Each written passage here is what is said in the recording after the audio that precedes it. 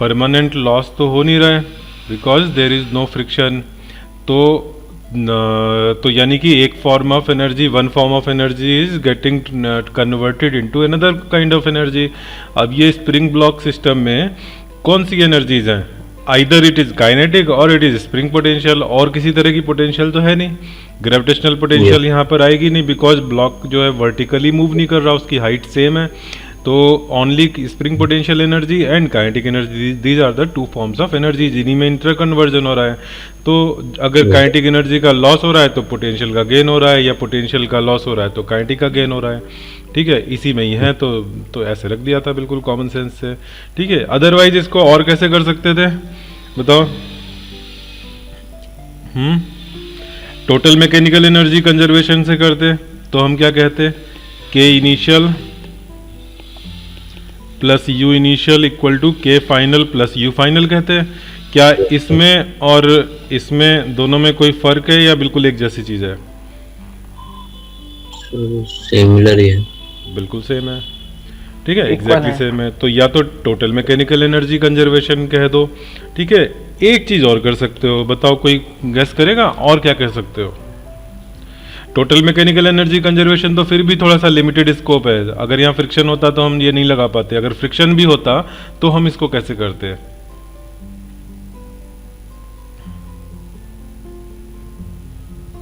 बोलो तब और जनरल क्या चीज होती जो यहाँ अप्लाई होती? एक तो कॉमन सेंस, कॉमन सेंस तो हमेशा काम करता है, कॉमन सेंस तो लगा ही लेते। और अदरवाइज जो हमने थ्योरम्स पढ़ी हैं उनके नाम से decrease in kinetic energy is equals to increase in potential energy. नहीं, ये तो टोटल मैकेनिकल एनर्जी कंजर्व होगा तभी ऐसा होगा, और वो तो मैंने ऊपर लिख ही रखा है ब्लू कलर से। ठीक है, अब उससे हट के मैं कह रहा हूँ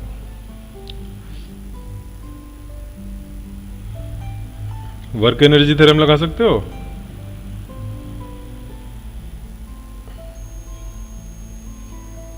वर्क एनर्जी थ्योरम तो हमेशा लगती है। ठीक है, it is always true, work energy theorem. तो क्या लिखोगे? Work done by all the forces equals to change in kinetic energy. अब ऑल द फोर्सेज में कौन कौन से फोर्स लग रहे हैं? ब्लॉक पे स्प्रिंग फोर्स लग रहा है और कोई तो है नहीं। ग्रेविटी, अगर मान लो ग्रेविटी कंसीडर कर भी लो तो डाउनवर्ड लग रही है, डिस्प्लेसमेंट राइट में हो रहा है, 90 डिग्री पर हो रहा है, तो उसका कोई वर्क डन नहीं है। नॉर्मल फोर्स लग रहा है, उसका भी कोई वर्क डन नहीं है। ठीक है, तो only work done by spring force is equal to delta K. और स्प्रिंग फोर्स का वर्क डन क्या आता है? Half K X initial square minus X final square is K final minus K initial. ठीक है, तो यहां से देख लो, half K X initial square को तुम यू इनिशियल लिख सकते हो, half K X final square को यू फाइनल लिख सकते हो, के फाइनल माइनस के इनिशियल। बताओ सेम हो गया कि नहीं हो गया? Yes sir. ठीक, तो बिल्कुल वही चीज है वर्क एनर्जी थ्योरम से भी। और अगर यहाँ पे फ्रिक्शन भी होता तो क्या करते? तो वर्क डन बाई फ्रिक्शन और ऐड हो जाता। Yes sir. ठीक है, म्यू एम जी और जितना डिस्प्लेसमेंट एक्स। ठीक है, ये एक्स क्या होता तुम्हारा? X final minus x initial हो जाता। ठीक है, ये एक्स तुम्हारा कितना डिस्प्लेसमेंट हुआ, तो ब्लॉक अगर एक्स इनिशियल से चल के एक्स फाइनल तक पहुंच रहा है। ठीक है, एक्स इज एक्चुअली देखना पड़ेगा कि वो तुम्हारा ऐसा तो नहीं कि कंप्रेशन की सिचुएशन से एक्सटेंशन में जा रहा हो, तब मतलब थोड़ा सा वो कॉन्टेक्स्ट पे डिपेंड कर जाएगा। ठीक है, वो तुम निकाल लोगे कितना डिस्प्लेस हो रहा है ब्लॉक। ठीक है, वो यहाँ पर रख लेंगे। ठीक है, और अगर मान लो मैं कॉमन सेंस से कहता कि तुम फ्रिक्शन को भी कंसीडर करो और कॉमन सेंस से लगाओ बिना इस तरह से, तो कॉमन सेंस में क्या कहते? तो उसमें तुम मान लो, ये मैं सबसे ऊपर वाले ही ले लेता हूँ, ये वाला। ठीक है, loss of kinetic energy equal to gain in potential energy. अगर फ्रिक्शन भी होता तब क्या करते?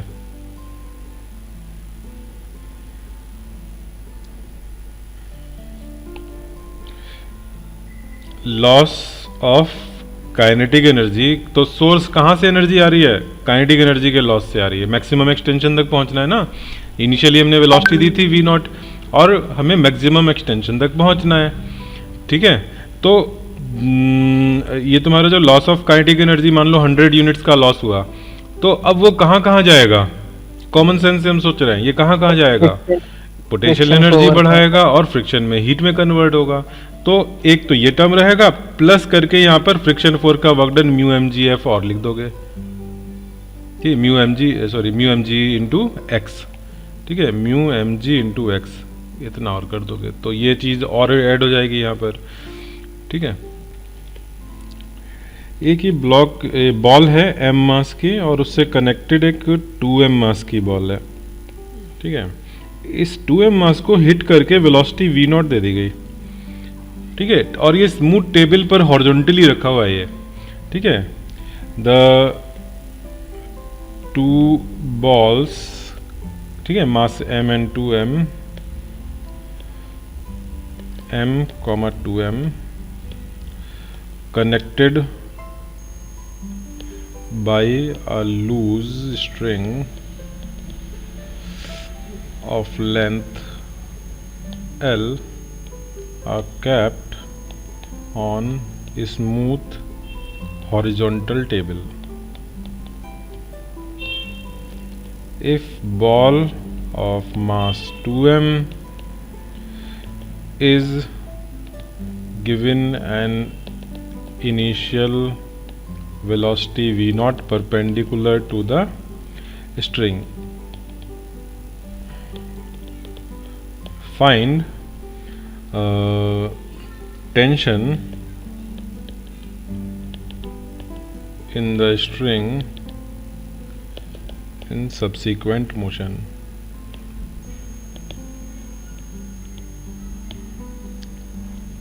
करो इसको, ट्राई करो इसको। अच्छा, ट्राई कैसे करोगे, अभी थोड़ा सा हिंट देना पड़ेगा मुझे इसमें।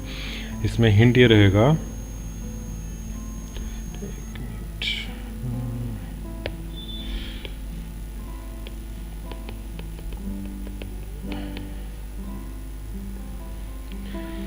कि find CM,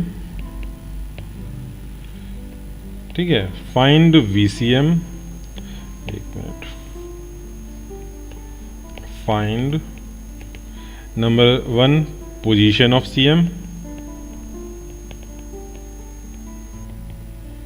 number 2 VCM, number 3 इनको A और B बोल देते हैं, VA डैश VB डैश, ठीक है। इनमें से एक ही निकालने की जरूरत है वैसे, बट मैं भी तुम्हें दोनों से करवा के दिखाऊंगा कि दोनों से आंसर सेम आएगा। फिर हम फाइंड करेंगे कि ये जो एंगुलर वेलोसिटी, अगर मैं CM पे बैठ के देखूं तो M की A और B की एंगुलर वेलोसिटी क्या आएगी, ठीक है। Then we will find omega A with respect to CM and omega B with respect to CM पर बैठ के देखोगे तो इनका जो एंगुलर वेलोसिटी होगी वो, ठीक है। उसके बाद फिर हम निकालेंगे टेंशन, ये स्टेप्स होंगे, ठीक है। अब ये इसमें से तुम अगर VA डैश निकाल लो तो भी सफिशिएंट है, VB डैश पे जाने की जरूरत नहीं है। VA डैश से हम ओमेगा पे पहुंच के टेंशन निकाल लेंगे, बट हम लोग फिर VB से भी निकाल के देखेंगे कि आंसर मैच कर रहा है कि नहीं, ठीक है। तो इसमें जितना निकाल सकते हो उतना निकालो, और 3-4 मिनट से ज़्यादा नहीं होगा, जिसको निकालना हो निकाल लो, उसके बाद मैं कराऊंगा फिर, ठीक है। यहाँ पे हम बहुत ज़्यादा टाइम वेस्ट नहीं करेंगे।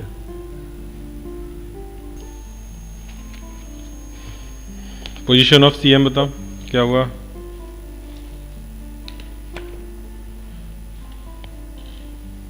कहाँ पर होगा CM, लेंथ L के टर्म्स में बता सकते हो, 2L/3, 2L/3 किधर से, M ए पॉइंट M से, A से 2L/3 और 2L/3 और नीचे से L/3, ठीक है। हैवी वाले के ज़्यादा पास होगा, ठीक है, तो ये हो गया L/3। अच्छा, फिर उसके बाद ये C बोल देते हैं इसको, CM को। देन VCM बता दो कितना कैलकुलेट किया, VCM 2mV0 plus M into 0 upon 2m plus M 2V0/3, 2V0/3। फिर VA dash VB dash, VA dash minus 2V0/3, VA dash minus 2V0/3, एक second, V0/3, VA dash will be VA minus VCM, तो this will be 0 minus 2/3 V0, तो this is minus 2/3 V0, ठीक है, minus मतलब हो जाएगा तुम्हारा अगर वी नॉट को पॉजिटिव ले रहे हैं तो उसके अपोजिट, ठीक है। और वी बी वाला हो जाएगा V naught minus 2/3 V naught, that is plus का 1/3 वी नॉट, ठीक है। अब जरा इमेजिन करो हम सी पर बैठे हुए हैं, ठीक है। अब मैं जरा फिर से डायग्राम बना रहा हूँ। सी पर बैठे हुए हो तो तुम्हें ए किधर जाते हुए दिख रहा है, ए पीछे की तरफ 2/3 वी नॉट से जाते हुए दिख रहा है, और बी किस तरफ जाते हुए दिख रहा है, वी नॉट बाई 3 से राइटवर्ड जाते हुए दिख रहा है, दिस इज सी, ठीक है। क्या ओमेगा निकल सकता है? ओमेगा एंगुलर वेलोसिटी कैसे निकालोगे?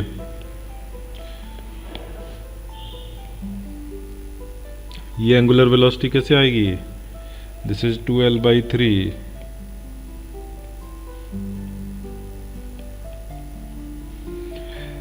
वी और ओमेगा में क्या रिलेशन होता है? टेंजेंशियल वेलोसिटी तुम्हें पता है, सी से डिस्टेंस पता है, क्या ओमेगा से निकल आएगा? इस वी नॉट 2/3 वी नॉट और 2l/3 का यूज करके आ जाएगा।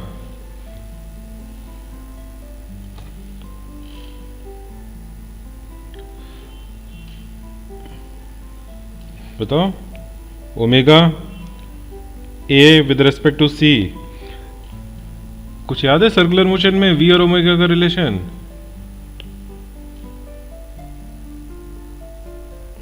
No one remembers? हाँ बोलो। V by R. V by R, yes. कौन सा वी?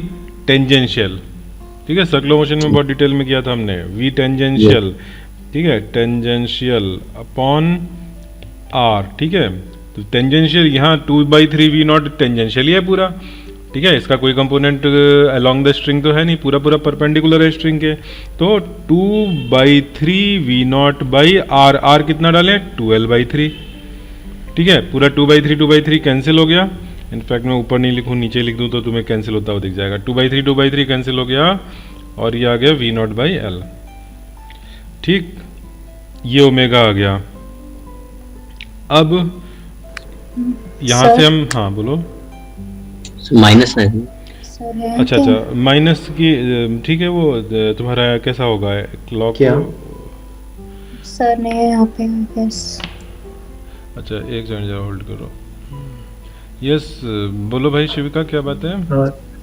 हाँ सर, आप मुझे एक बार पीडीएफ व्हाट्सएप कर सकते हो? पता नहीं मेरे लैपटॉप में क्लासरूम नहीं खुल रहा है, तो मैं वो स्क्रॉल ऊपर करती थी, नीचे स्क्रॉल हो गया था, फिर वो ऊपर भी स्क्रॉल नहीं हो रहा है, दूसरी बार चलो भेज देता हूँ उनको भी। अभी जरा क्लास ले रहा हूँ, थोड़ा सा 2 मिनट रुको भी।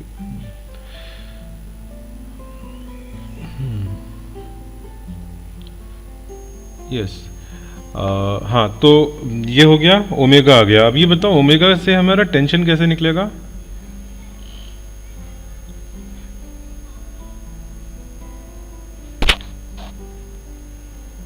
Tension in the string m omega square r होता है।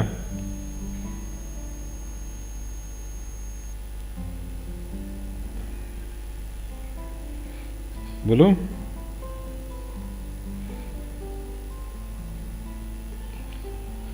चलो करो, बताओ इसको जरा क्या होगा। m omega square into R, are कितना है? 2/3l, ठीक। समझ में आया सबको? Yes sir. ठीक है। अच्छा अब इसको तुम एक काम करो, अब b से b का यूज करके और फिर निकालो क्या टेंशन यही आ रहा है, चेक करो जरा।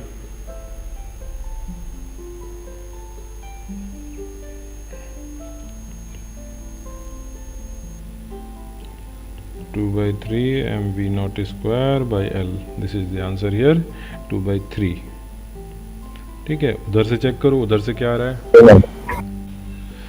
बोलो भाई, सेम आ गया? चलो ठीक है। तो ये था टेंशन के लिए। Yes sir. अच्छा एक मैंने यहाँ लग रहा है मैं ओमेगा नहीं भी निकालता तो m v square upon r से हो जाता, क्योंकि ओमेगा वही हो जाएगा। हाँ तो ओमेगा की वैसे ज़रूरत नहीं थी, मैंने ओमेगा एक बार। अच्छा ये बताओ कि ओमेगा तुम्हारा with respect B with respect to C कितना आया? Omega B with respect to C कितना आया? बस मुझे ये चीज़ दिखाना है। V not by L L. क्या ये दोनों, Same है। क्या हम पहले से प्रेडिक्ट कर सकते थे कि ये सेम आएगा? अगर हम सी पे बैठ के देखें तो जितने टाइम में ए पूरा 1 राउंड लेगा उतने ही टाइम में बी भी तो 1 राउंड लेगा, क्योंकि ये जो ए बी स्ट्रिंग है अब तो टाइट हो गई है इस समय। ठीक है, जब ये घूम रहे होंगे तब तो टाइट हो जाएगी। ठीक है, तो ये टाइट स्ट्रिंग है, तो अगर बी मेरा सपोज 30 डिग्री घूमा तो एग्जैक्टली उसके अपोजिट ही तो ए होगा, वो भी 30 डिग्री घूमेगा। तो ओमेगा दोनों में सेम होगा ए और बी का। ठीक है, तो ये ओमेगा हमने सॉल्व करके निकाला, तो बस इसका ये बेनिफिट था कि हमें पता लग गया कि ओमेगा सेम आना है। आगे तुम इस रिजल्ट का यूज़ कर सकते हो। ठीक है, और वैसे ज़रूरत नहीं थी टेंशन निकालने के लिए, तुम सीधे वी ए जो डैश निकाला हुआ है वहाँ से सीधे कर सकते थे m v square upon r करके। ठीक है, उससे भी यही आंसर आएगा। अच्छा, अब ये समझ में आया सबको? हम लोग टेंशन तक पहुँच चुके हैं, टेंशन हमारी आ गई है, उससे पहले वाले सारे टर्म आ गए, दो तरीके से देख लिया। अब इसको ऐसा एक क्वेश्चन और करते हैं, उसमें थोड़ा सा मैं तुम लोगों से और भी चीज़ें से निकलवाऊंगा। Question, a string of length L is connected with two identical masses m each on its opposite ends.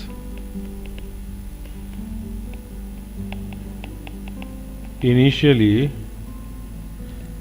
the two masses are kept at distance 3L/5, यानी कि ये बॉल है ए और ये थोड़ी सी क्या है, ये लूज स्ट्रिंग है। ठीक है, बी। अभी इसका डिस्टेंस हमने कितना रखा है इनिशियली? 3L/5, जबकि ये स्ट्रेच होकर के लेंथ कितनी हो सकती है इस स्ट्रिंग की? L हो सकती है।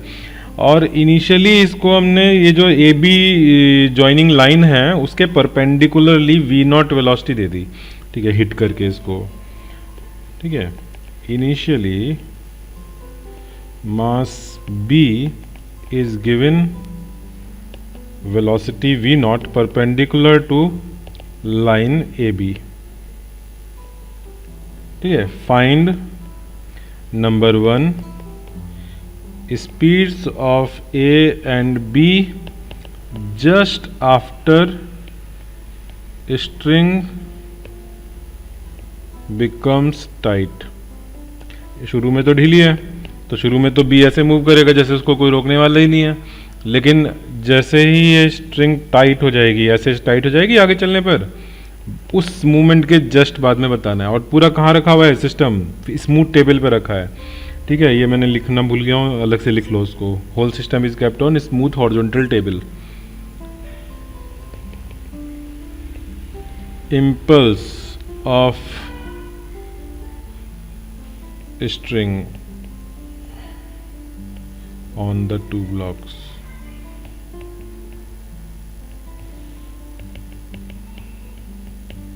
three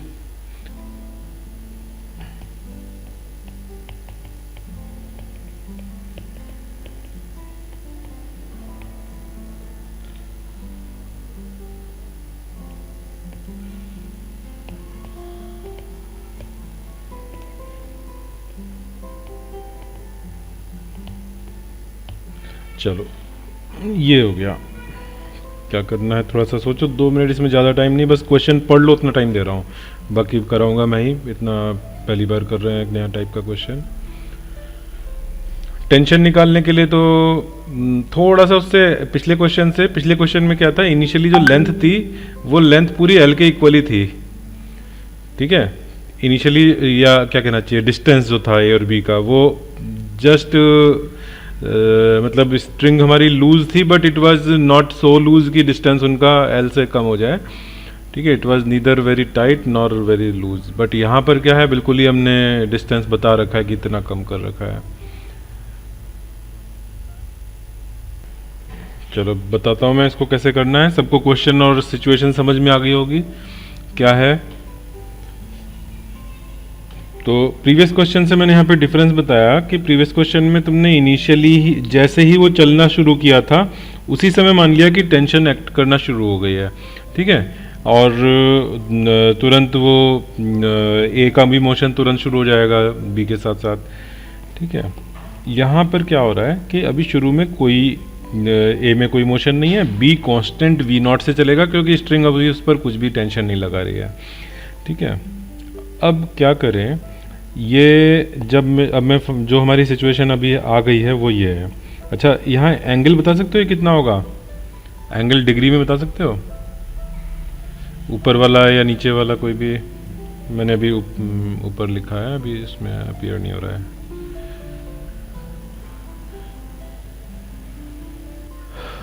सबको दिख रहा है?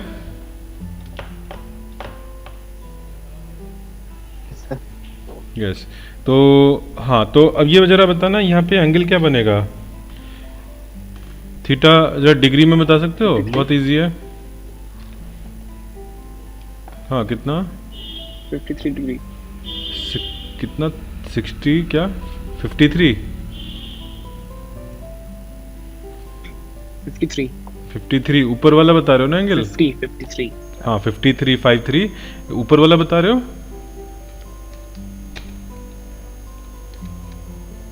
Yes sir. ओके, ऊपर वाला 53 होगा?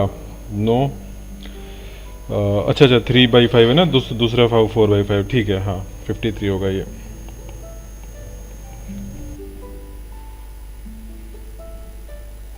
अच्छा, हमारा यहाँ पर मैं चलो डिस्कस कर लेता हूँ जब तक ये शेयरिंग में दिक्कत आ रही है। हम लोगों का अप्रोच क्या होगा कि जो हमने अभी देखा कि वो वी नॉट वेलोसिटी से जा रहा था, ठीक है, जब तक स्ट्रिंग टाइट नहीं हो जाती तब तक वो वी नॉट वेलोसिटी से चलता रहेगा। जिस मोमेंट टाइट हुई स्ट्रिंग उस समय उस मोमेंट उस वी नॉट को रिजॉल्व करो parallel to the string and perpendicular to the string.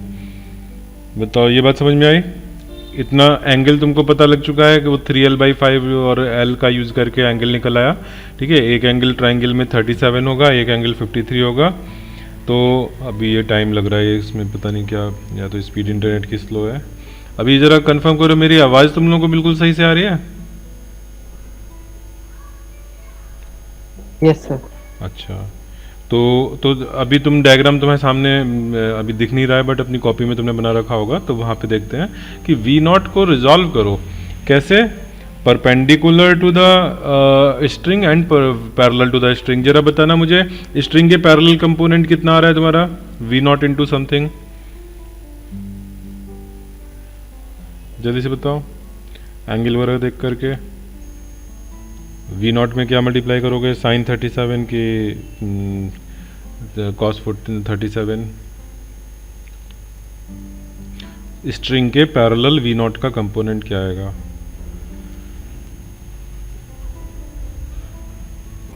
We nought तो स्ट्रिंग के परपेंडिकुलर था ना?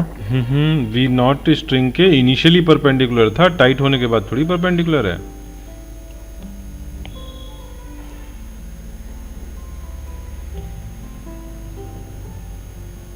V0/5। Yes, V parallel to the string 4V0/5। मैं भी लिख रहा हूँ, स्क्रीन पे अपीयर नहीं हो रहा है, देखो कब अपीयर होगा, थोड़ा टाइम लैग चल रहा है। V परपेंडिकुलर 3V0/5, ठीक है। ये बात हुई जैसे ही टाइट हुई स्ट्रिंग उस मोमेंट। अब जब स्ट्रिंग टाइट हुई तो ये बताओ स्ट्रिंग इस पर फोर्स किस डायरेक्शन में लगा सकती है? V पैरेलल के या V परपेंडिकुलर के डायरेक्शन में? स्ट्रिंग जो फोर्स लगाएगी वो इस बॉल के कौन से वाले मोमेंटम या कौन सी वेलोसिटी को अफेक्ट करेगी? बॉल बी के,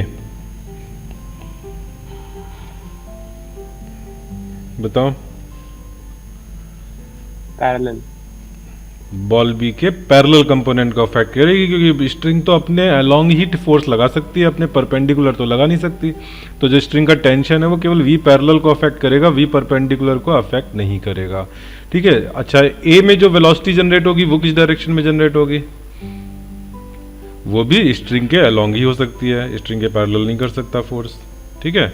अच्छा ये बात अलग है कि बाद में स्ट्रिंग ये पूरा ए बी सिस्टम जो है वो रोटेट होता जाएगा बिकॉज ऑफ वी परपेंडिकुलर, ठीक है। तो एंगल हमारा बाद में चेंज होता जाएगा, बट हमसे पूछा जा रहा है just after the string becomes tight, ठीक है। तो मैं यहाँ पे एक पॉइंट लिख रहा हूँ, number 1, string can not change momentum and hence velocity perpendicular to the string, ठीक है। so v perpendicular of ball B just after क्या tight just after this moment, just after, मैं just after ही लिख दे रहा हूँ, ठीक है। क्वेश्चन से समझ में आ रहा है मैं किस मोमेंट के बाद की बात कर रहा हूँ। just after is what 3v0/5, ठीक है। And v perpendicular of ball A just after this instant is 0, ठीक है। जस्ट बिफोर भी 0 है तो जस्ट आफ्टर भी 0 रहेगा क्योंकि कोई फोर्स नहीं लग रहा है, ठीक। अच्छा तो v परपेंडिकुलर ऑफ उस cm क्या होगा, परपेंडिकुलर डायरेक्शन में cm क्या होगा, cm की वेलोसिटी, दोनों आइडेंटिकल मासेस हैं, एक 0 वेलोसिटी दूसरा 3v0/5, तो इस स्ट्रिंग के परपेंडिकुलर, अच्छा cm कहाँ पे होगा, बिल्कुल मिडिल में होगा क्योंकि आइडेंटिकल ब्लॉक्स हैं, ठीक है। तो cm तो मिडिल में होगा, इसके लिए कोई कैलकुलेशन की जरूरत नहीं है। तो cm की वेलोसिटी बताओ जरा इस कंपोनेंट में जो मैंने ऊपर दिया है और भी की वहां से 3v0/10। 3v0/10, इसके लिए किसी को भी कैलकुलेशन करने की जरूरत नहीं पड़नी चाहिए। अगर मान लो हमारी एक वेलोसिटी v है और दूसरे की 0 है, मैं थोड़ा सा नीचे रफ वर्क करके दिखा दे रहा हूँ, या अभी मैं करके दिखा रहा हूँ बट आगे के लिए ध्यान रखना। एक पार्टिकल है उसकी वेलोसिटी 0 है, ठीक है, वेलोसिटी 0, दूसरा पार्टिकल है उसकी वेलोसिटी है v, ठीक। इनके cm की वेलोसिटी निकालनी है तो क्या करते हो, m1 v1 m2 v2 upon, दोनों आइडेंटिकल मासेस हैं, 2m, क्या हो गया mm कैंसिल, ये जो 0 हो गया mm cancel v/2। Identical masses में एक अगर स्टेशनरी हो तो फिर cm की वेलोसिटी v/2 हो जाती है आइडेंटिकल मासेस में, अगर अलग अलग मासेस हैं तब नहीं, ठीक है। अभी प्रीवियस क्वेश्चन ही किया था उसमें ऐसा नहीं हुआ था, ठीक। तो ये cm का हो गया। अब मैं यहाँ से अगर कहूँ कि v of a with respect to cm, ठीक है, डैश ही कर दिया उसको, विद रेस्पेक्ट टू cm लगाने में डैश कर दिया, एंड vb डैश क्या होगा जल्दी से बता दो, va डैश 0 माइनस vcm तो minus 3v0/10, vb dash plus 3v0/10, ठीक है। कैसे कर रहे हैं, vb माइनस vcm करके, ठीक है, vb माइनस vcm करोगे ये आ जाएगा। चलो ये हो गया काम। अच्छा अब ये बताओ कि पैरेलल वाले का क्या होगा, number 2 along the parallel direction,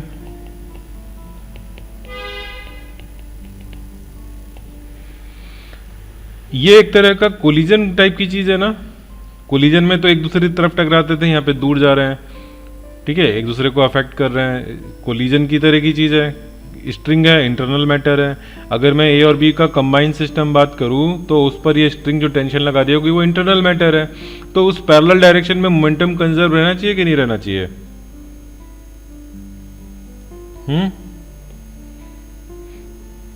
string का टेंशन लग रहा है वो बी को अफेक्ट करेगा, ए को अफेक्ट करेगा, लेकिन ओवरऑल ए और बी को मिला करके क्या करेगा, मोमेंटम कंजर्व रहेगा, ठीक है।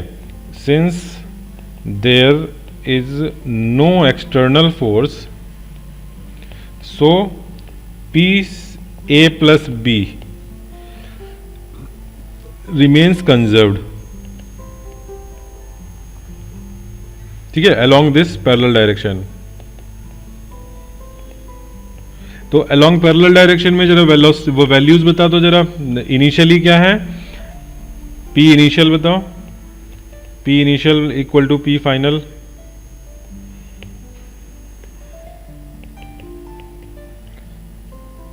क्या किया जाए। सर मुझे सेकंड वाला पॉइंट नहीं आया समझ में। अच्छा अभी तुम परपेंडिकुलर वेलोसिटी को भूल जाओ अभी, वो क्योंकि वो इसको अफेक्ट नहीं करेगी। ये सोचो कि ये बॉल है और इसको तुमने इधर की तरफ वेलोसिटी दी तो यहाँ पे टेंशन आ गई, ठीक है, ये टेंशन ए और बी के कंबाइंड सिस्टम को अफेक्ट करेगा क्या? ये इंटरनल मैटर है ना, T is A and B का इंटरनल मामला। तो जब मैं ए और बी को एज ए सिस्टम बात कर रहा हूं तो इस पर कोई एक्सटर्नल फोर्स लग रहा है? नो। नो। ठीक है, कोई हो सकता है सोच रहा हो कि टेबल इस पर नॉर्मल लगाएगी और वेट लगेगा, तो वो दोनों कैंसिल हो रहे हैं, इसलिए वो भी नेट फोर्स जीरो हो गया। ठीक है, तो कोई टेंशन, कोई एक्स्ट्रा फोर्स लग नहीं रहा है, तो फिर p initial equal to p final. Parallel direction में भी और परपेंडिकुलर में भी। परपेंडिकुलर में तो हमने ये कहा था कि इंटरनल फोर्स को भी लेने की जरूरत नहीं, ए और बी अलग अलग मोमेंटम कंजर्व्ड हैं। ठीक है, दोनों में डिफरेंस क्या है?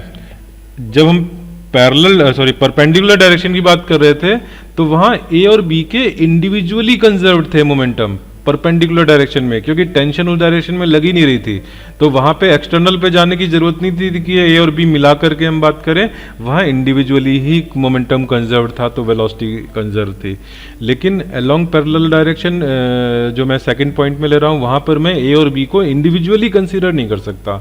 इंडिविजुअल देखोगे तो फिर टेंशन उनके लिए एक्सटर्नल हो जाएगी, तो फिर वी पैरेलल हमारे कोई कंजर्व नहीं रहेंगे, चेंज हो रहे हैं। ठीक है, लेकिन ए और बी को मिला के देखेंगे तो हम पैरेलल में भी कंजर्व करा सकते हैं। तो अब क्या करना है, p initial equal to p final में लिख रहा हूँ। इनिशियल में ए और बी दोनों की बात कर रहे हैं हम, तो इनिशियली ए तो रुका हुआ है और बी का इनिशियली क्या है? ठीक है, जो रुका हुआ है उसके लिए मैं m इंटू जीरो कर दे रहा हूँ, m इंटू जीरो, ठीक है, plus m into 4v0/5 is equal to p final. अब दोनों पैरेलल डायरेक्शन में सेम वेलोसिटी से चलेंगे कि अलग अलग वेलोसिटी से? स्ट्रिंग टाइट हो गई है तो स्ट्रिंग के अलोंग दोनों की वेलोसिटी सेम होगी कि अलग अलग होगी?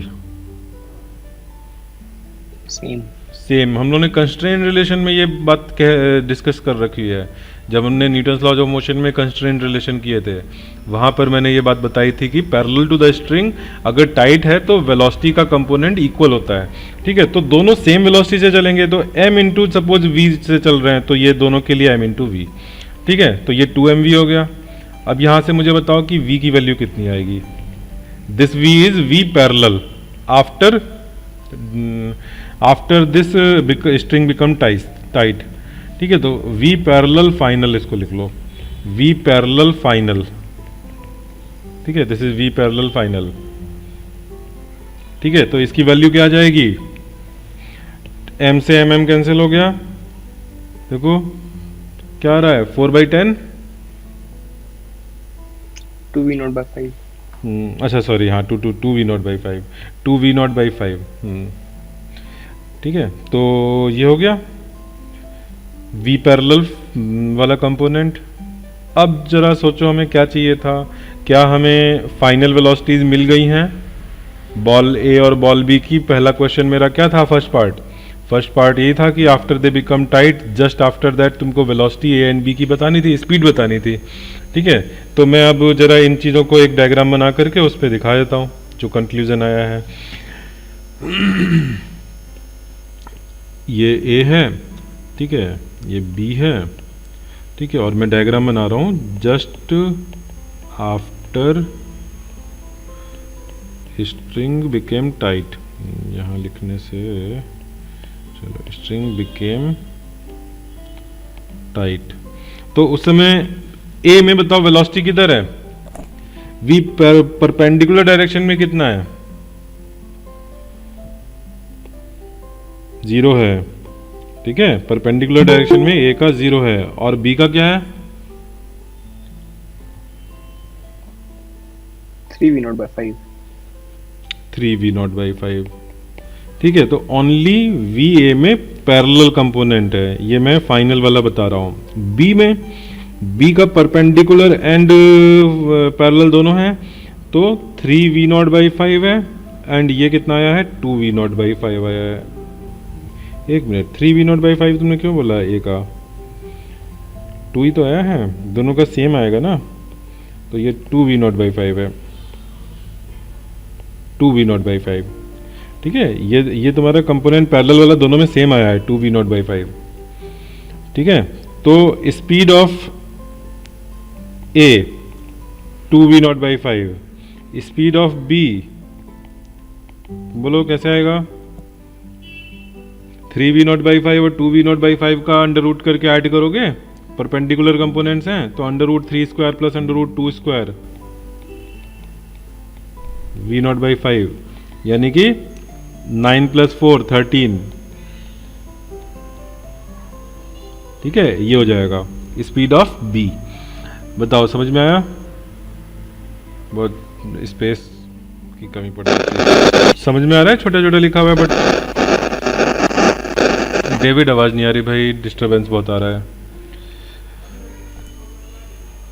यस बोलो, इज इट ओके? तो स्पीड समझ में आ गई सबको? अब लास्ट, अब सेकंड, हाँ सेकंड पार्ट क्या है? सेकंड पार्ट क्या है? Impulse of the string on the 2 blocks. Impulse कैसे निकलता है बताओ जरा, किसी को याद है इम्पल्स? इम्पल्स क्या होता है?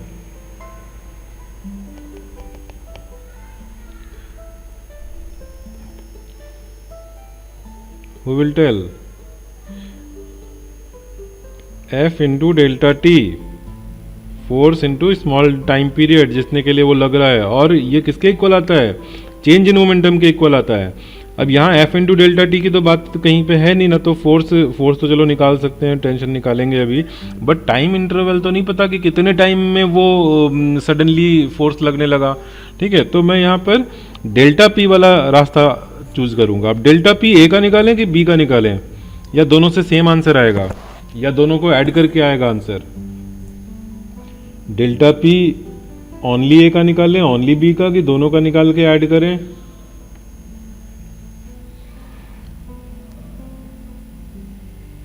इम्पल्स पूछा है, impulse by the string on the blocks. ठीक है, तो ये इम्पल्स जो है ए पर जैसे लगेगा, बी पर उसके अपोजिट लगेगा। ठीक है, ओवरऑल तो सिस्टम का मोमेंटम चेंज होना नहीं है, एक्सटर्नल फोर्स है नहीं। ठीक, तो चेंज इन मोमेंटम ए का निकालो, बी का निकालोगे, मैग्नीट्यूड सेम आएगा, डायरेक्शन अपोजिट होगा, इनमें से तुम कोई भी एक यूज कर सकते हो। तो अब डेल्टा पी तुम्हारा, तो मैंने भी जो क्वेश्चन पूछा था आंसर क्या हुआ कि हम ए का निकालें या बी का निकालें, किसी भी एक का निकाल लें, that will be this delta P. A और बी का में केवल डायरेक्शन अपोजिट होगा, बाकी सब सेम होगा। ठीक है, तो अब ये डेल्टा पी हम किसका निकालें? ए का ज्यादा इजी है, बी का ज्यादा इजी है?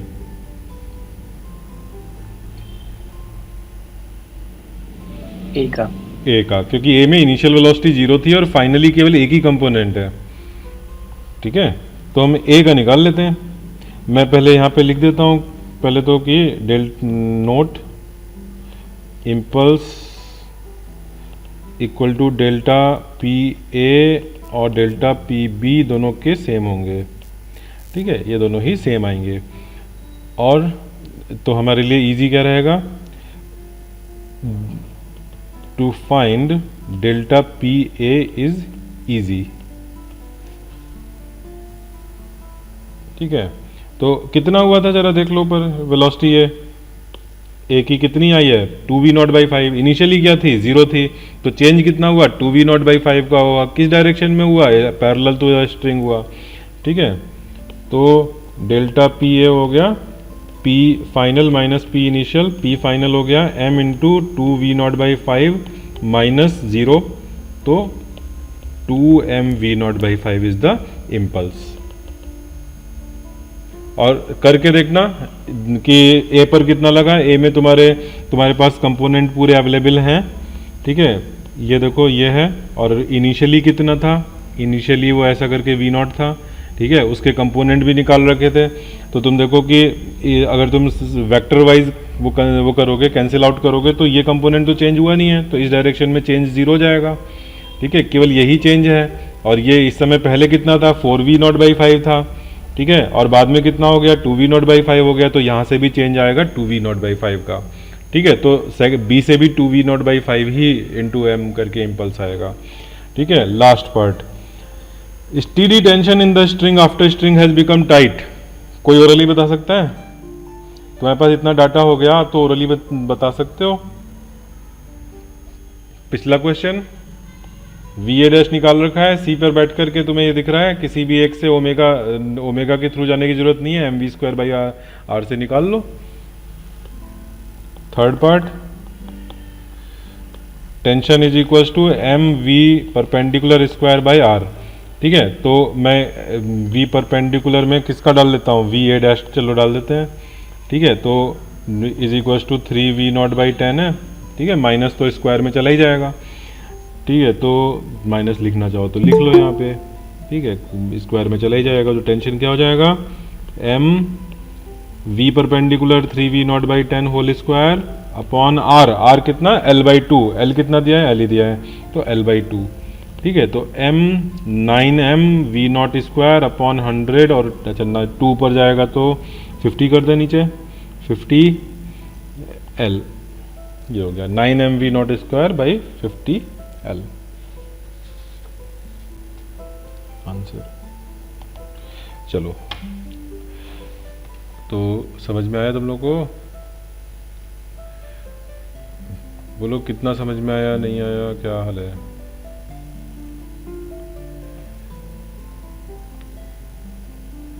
अच्छा, एक चीज़ और, कल का जो लिमिट का लेक्चर था जिसमें कि मैंने LHL RHL वगैरह करके समझाया था, अगर किसी को नहीं समझ में आया तो मैं अभी अभी अपलोड कर रहा हूँ। ठीक है, अभी जस्ट 10 मिनट में अपलोड हो जाएगा, और तुम लोग आज रात में उसको देख लेना कल की क्लास अटेंड करने से पहले।